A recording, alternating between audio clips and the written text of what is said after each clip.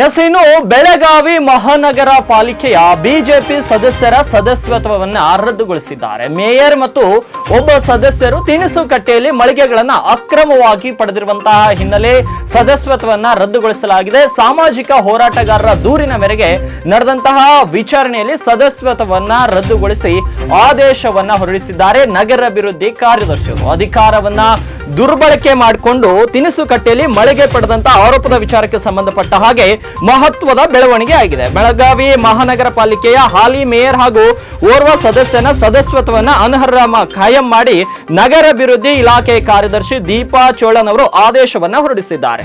ಇನ್ನು ನಗರದ ತಿನಿಸು ಕಟ್ಟೆಯಲ್ಲಿ ಪತ್ನಿಯರ ಹೆಸರಿನ ಮೇಲೆ ಮಳಿಗೆ ಪಡೆದಂತಹ ಆರೋಪವನ್ನ ಇಬ್ರು ಮಹಾನಗರ ಪಾಲಿಕೆ ಸದಸ್ಯರು ಎದುರಿಸ್ತಾ ಇದ್ರು.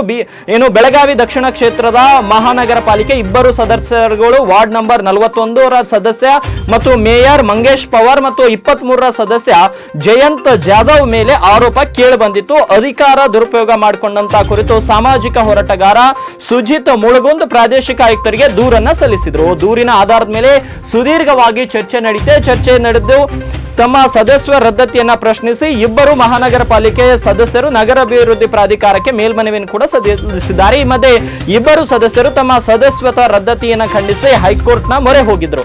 ವಿಚಾರಣೆ ನಡೆಸಿದ ಹೈಕೋರ್ಟ್ ಸೂಕ್ತ ಕ್ರಮ ತೆಗೆದುಕೊಳ್ಳುವಂತೆ ಸರ್ಕಾರಕ್ಕೆ ನಿರ್ದೇಶನ ಕೂಡ ನೀಡಿತ್ತು. ಹಾಗಾಗಿ ಈಗ ಮೇಯರ್ ಬದಲಾವಣೆ ಆಗ್ತಾರಾ ಬೆಳಗಾವಿಯಲ್ಲಿ ಅನ್ನೋ ಒಂದು ಚರ್ಚೆಗಳು ಕೂಡ ಈಗ ವ್ಯಾಪಕ ಚರ್ಚೆಗೆ ಗ್ರಾಸವಾಗಿರುವಂತದ್ದು.